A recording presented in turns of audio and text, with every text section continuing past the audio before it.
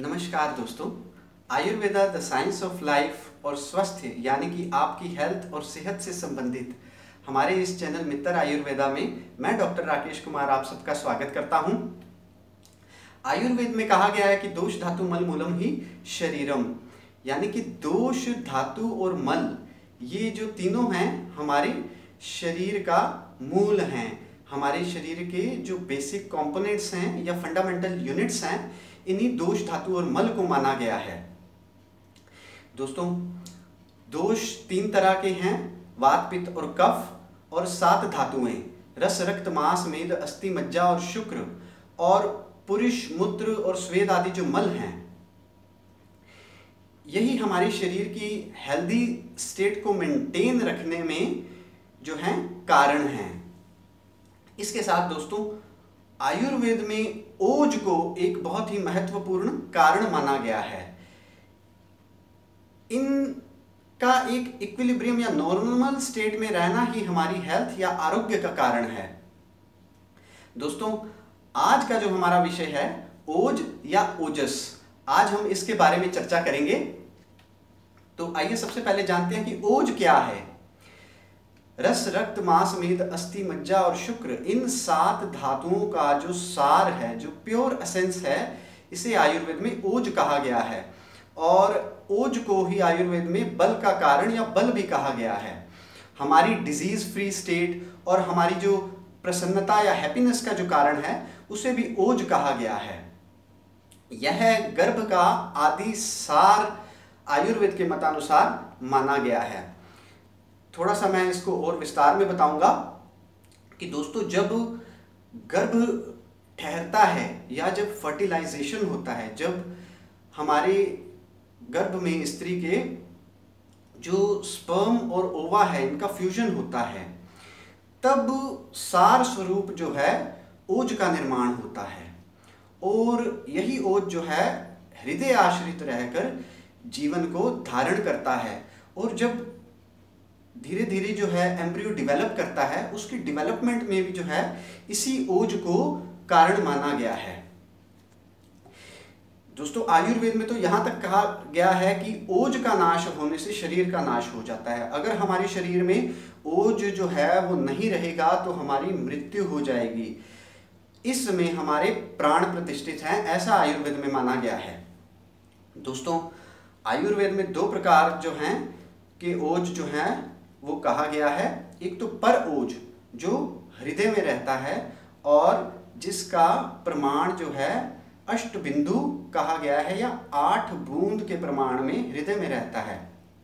और दूसरा है अपर ओज जो अर्धांजलि के प्रमाण में पूरे शरीर में व्याप्त रहता है और हमारी बॉडी की जो नॉर्मल फंक्शनिंग है उसमें बहुत ही महत्वपूर्ण है।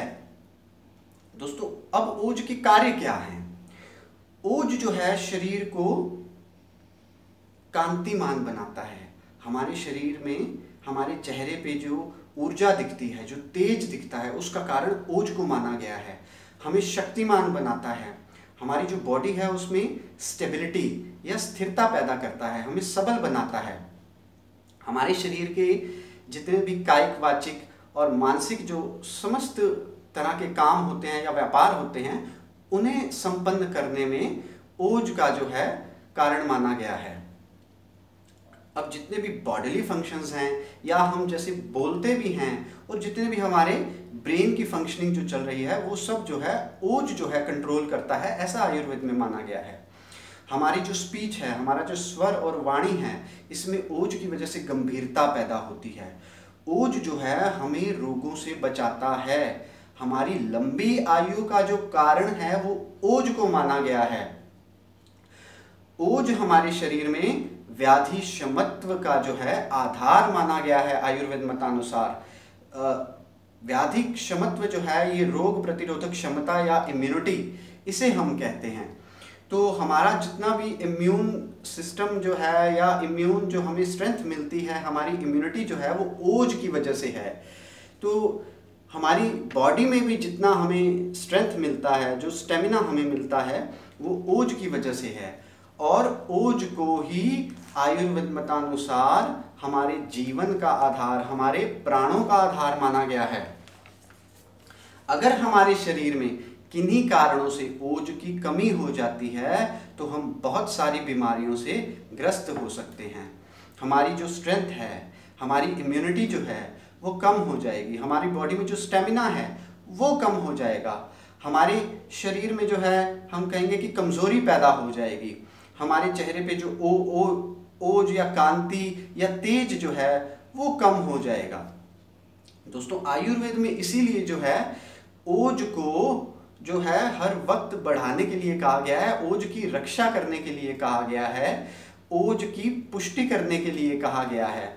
हमें अपने शरीर में ओज को बचा के रखना चाहिए। अब दोस्तों आयुर्वेद में ओज को शुक्र धातु का उपधातु भी माना गया है। अब दूसरी बात आती है कि दोस्तों कि हम अपने शरीर में ओज को कैसे बढ़ाएं और कैसे बचाएं।